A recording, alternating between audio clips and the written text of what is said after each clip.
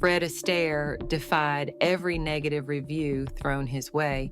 Hollywood executives once declared he had zero screen appeal, but that didn't stop him from becoming one of the world's most influential performers, a man whose dancing would one day inspire both Jackie Chan's martial arts choreography and the Beatles' artistic direction. Yet behind his graceful moves and polished image, there's a side to Astaire that few know, a hint of rivalry with his sister, an uneasy alliance with his most famous partner, and controversies that followed him even beyond the grave. This is the story of a dancer so iconic that critics, friends, and even other legends couldn't help being both jealous and awed. Let's take a look at Fred Astaire's journey, from an unassuming boy in Omaha to a Hollywood legend whose legacy still sparks debates today. Long before his Hollywood reign, Fred was just a little boy named Frederick Austerlitz. Born in Omaha, Nebraska in 1899, he showed early glimpses of rhythm and an uncanny ability to mimic his older sister, Adele, who possessed a natural gift for dance. Their mother, Johanna, saw immense potential in her children, especially Adele. She pushed them to perform in vaudeville shows, believing that their talents could lead the family to a better life. Interestingly, Fred wasn't initially the star of this sibling duo. Adele's bubbly charm and quick footwork caught people's attention more than his. He often said he simply copied what Adele did, trying to keep up with her energy. But his quiet determination made him stand out in another way. While Adele could shine effortlessly, Fred tirelessly rehearsed steps until he was sure they were perfect. The two eventually ended up on Broadway, where their natural chemistry became a hit. They even took their talents to London's West End in the late 1920s, performing for the British elite, Winston Churchill among them. The siblings' on-stage bond was as close as family ties get, but their paths split when Adele decided to marry Lord Charles Cavendish in 1932. Suddenly, Fred found himself without the partner who had been the driving force behind his career. He was devastated by her departure, and for a moment, it seemed like the act would never recover. Yet this unexpected twist nudged Fred toward his true destiny, a solo career in Hollywood that would eclipse anything he had ever done with Adele. But that wasn't the last time Fred would have to prove himself against seemingly insurmountable odds. When Fred first stepped into Hollywood to test his skills on film, the initial feedback was brutal, almost laughably so. A now legendary and possibly exaggerated note about him read, "Can't act, can't sing, balance and hairline, can dance a little." That cutting phrase became entertainment lore, even if its accuracy has been debated. What's certain is that powerful studio heads weren't convinced Astaire had the on-screen spark needed to captivate moviegoers. Fortunately, producer David O. Selznick spotted something special beneath Fred's unassuming exterior. He signed Astaire to a short-term contract, confident that with the right role, Fred could dazzle audiences, and dazzled they were. One big reason, Astaire insisted that his dance sequences be shot much like a live performance, long takes with minimal cuts, in wide angles that showcase the full range of his movement. He despised the idea of frantic camera tricks to cover up flaws or artificially inject energy. That demand, while initially puzzling to some directors, gave his dance numbers a mesmerizing authenticity that filmgoers hadn't really seen before. It was through this commitment to authenticity that Fred pioneered an entirely new type of film dance, bridging Broadway flair with movie magic. Studios quickly realized that audiences were enchanted not just by his steps, but by his casual, debonair presence. Suddenly, the old criticisms were all but forgotten. This man, who'd been declared unfit for Hollywood, was defining its musical standards. Yet for all the accolades, Fred was about to enter a partnership that would make him an even bigger star, and it would test his patience in surprising ways. When the topic of Fred Astaire comes up, one name is never far behind: Ginger Rogers. Their on-screen chemistry was so potent that many assumed they were best friends off camera. The truth, however, was more complicated. Initially, Fred had absolutely no interest in being paired with anyone. His sister's retirement had left him determined to dance solo. He famously told his agent he didn't go to Hollywood just to be teamed up with Ginger Rogers. But MGM had other ideas, and fate pulled them together in the 1933 film Flying Down to Rio.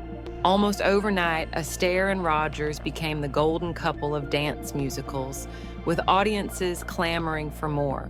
Despite the box office gold, rumors swirled that tension lurked behind those flawless routines. Ginger was determined to be taken seriously as an actress, while Fred was fixated on perfecting the dance elements. He was notorious for driving his partners through rigorous rehearsals that lasted hours longer than anyone felt was necessary. He'd correct the smallest details, like a slight slip of a shoulder or the angle of a wrist, until it was exactly how he wanted it. Their professional friction sometimes bubbled over. Ginger, weary of being overshadowed, supposedly resented that critics singled out Fred's artistry more than her own. Meanwhile, Fred grumbled about her costume choices, complaining that feathers or bell-shaped sleeves got in his face and ruined shots. Yet that creative push and pull also generated the spark that lit up the screen. Together, they starred in a series of now classic musicals, Top Hat, Swing Time, and more. Audiences never guessed that behind the scenes, these two icons struggled to find common ground. Still, the magic they created together became the stuff of Hollywood legend. And while the Astaire-Rogers era would eventually fade, Fred's obsession with detail never let up, shaping every aspect of his image and dance technique. Fred Astaire wasn't just a dancer, he was a walk-in-style blueprint. While living in London during his stage years, he developed an infatuation with British tailoring, frequenting the famed Savile Row to craft suits flexible enough for dance. It wasn't enough to look good standing still. He needed to move with ease. He'd test every new jacket by breaking into a few dance steps, ensuring it never restricted him. Astaire's preference for impeccably cut trousers and crisp shirts found its way onto the big screen, further polishing his debonair persona. One surprising quirk: his hands. Known for being unusually large and somewhat rough, they didn't match his otherwise sleek frame. Early in his career, this gave him nightmares when posing for photographs, as the camera seemed to magnify every aspect he considered imperfect. He learned to tuck a finger or two away, carefully positioning them to appear more refined. If you watch closely, you'll notice how often his hands hover near his pockets or subtly overlap each other while dancing. He choreographed these gestures with the same precision he applied to his footwork, ensuring that viewers focused on the mesmerizing routines rather than any perceived flaws. Astaire's pursuit of perfection extended to nearly every corner of his performances. He insisted on controlling details like the camera's angle and refused rapid cut editing that could disrupt the flow of his dancing. This meticulous approach often rankled directors who were used to having the final say on shots. But in the end, Astaire's instincts proved right. Those uninterrupted takes showcased his graceful style better than any cinematic trick. By striving for absolute flawlessness on film, Fred created a mesmerizing effect that still captivates audiences decades later. Before long, that obsession with detail would make him a legend not only among fans, but also among the biggest names in show business. Fred's genius left a mark on Hollywood, but his impact didn't stop there. When the Beatles were designing the iconic cover for Sgt. Pepper's Lonely Hearts Club Band, Pepper's Lonely Hearts Club Band, they specifically requested Fred Astaire's image among the famous faces. The band revered him for both his artistry and his fashion sense. Paul McCartney once mentioned how much he admired Fred's suave style, even trying to mimic that calm, refined aura during recording sessions. John Lennon also crossed paths with Astaire at New York, eventually convincing him to appear in a cameo for Imagine, a project Lennon and Yoko Ono were putting together. That same sense of timing and physical expression also guided the legendary Jackie Chan. Known primarily as a master of kung fu cinema, Chan repeatedly cited Fred Astaire, alongside Gene Kelly and Charlie Chaplin, as a major inspiration. He saw in Astaire's choreography a blend of seamless movement, rhythm, and comedic timing that could be translated into action scenes. Chan would often study how Astaire used everyday objects, like hats or chairs, and incorporate that creativity into his own stunts. The result? Chan's films carried a touch of musical elegance, even amid punches and flying kicks. It's no exaggeration to say that Fred Astaire's graceful energy helped shape the visual vocabulary for performers across genres. From the biggest rock band on the planet to martial arts stars, each found a reason to admire him. Interestingly, while so many icons proudly acknowledged their debt to Astaire, he often downplayed his own accomplishments. In interviews, he'd shrug off praise or grow uneasy when people lavished him with compliments, privately worrying he'd never done quite enough to merit it. Yet even years after his final dance, the echoes of his footsteps still ripple through today's entertainment world.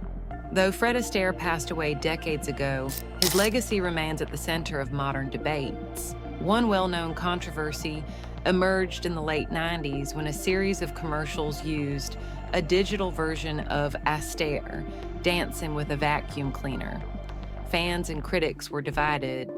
Some saw it as a testament to his enduring popularity, while others found it disrespectful to transform his legendary routines into product promotions.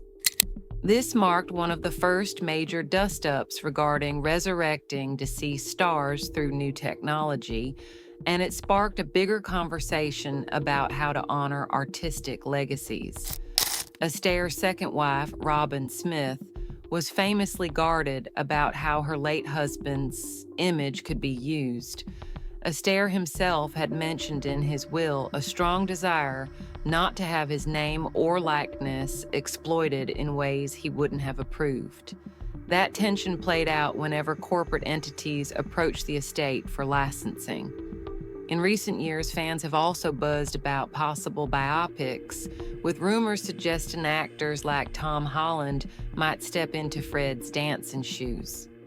While some celebrate the idea of bringing his life to a new generation, others argue that recreating his style on film is a nearly impossible task.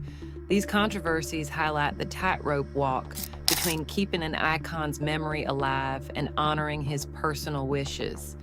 The question remains, should we embrace modern tech to revive legendary performers or respect the final boundaries they tried to set?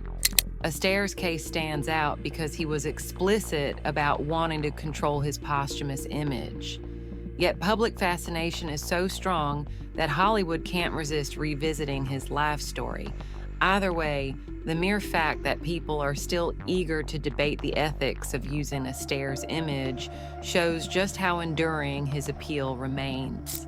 Despite the fame, Fred faced personal heartbreak too. His first wife, Phyllis Potter, lost her battle with cancer in 1954, leaving him a widower for over 2 decades.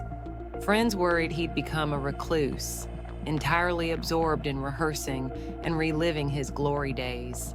But in a twist few saw coming, Astaire found love again with Robin Smith, a professional jockey 45 years his junior.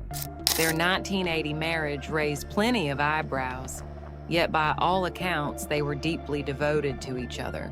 Far from succumbing to old age, Fred embraced life with surprising gusto. Rumor has it he even took up skateboarding in his 70s, delighting neighbors who spotted him coasting around like a carefree teenager. Dance was never far from his mind, and he continued to make the occasional TV appearance, sometimes tapping out a few steps and flashing the grin that once bewitched an entire generation. Tragically, he passed away from pneumonia in 1987 at age 88. The illness came on fast, and within days he was gone. His private funeral underscored how protective he and Robin had been of their personal life. Since then, fans have continued to celebrate him for his unparalleled grace, comedic flair, and the joy he brought to stage and screen. Yet for all that public adoration, his estate fiercely shields him from being turned into a posthumous marketing gimmick. And so, as the world moves on and technology offers ever more ways to revive past icons, Fred Astaire's story stands as both a timeless tale of talent and a cautionary note about honoring someone's final wishes. Fred Astaire's story is a testament to persistence, reinvention, and artistry. He overcame skeptical studio heads, the loss of his original partner, and his own insecurities to transform dance on film.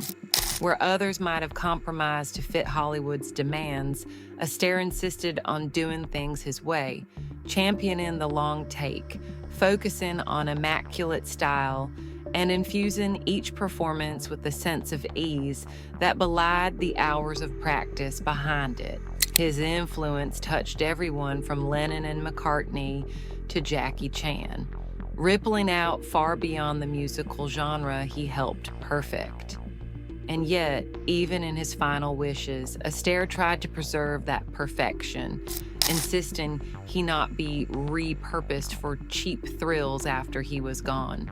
It's a conflict that endures today as modern audiences crave fresh portrayals and advanced technology makes it ever easier to revive the past. Perhaps the greatest homage we can pay is to watch his films, marvel at that floating footwork, and remember that behind every polished step was a relentless pursuit of excellence and a deeply private soul. His brilliance survived long after the lights dimmed and the curtains fell, and in the end, maybe that's the truest measure of an icon's legacy.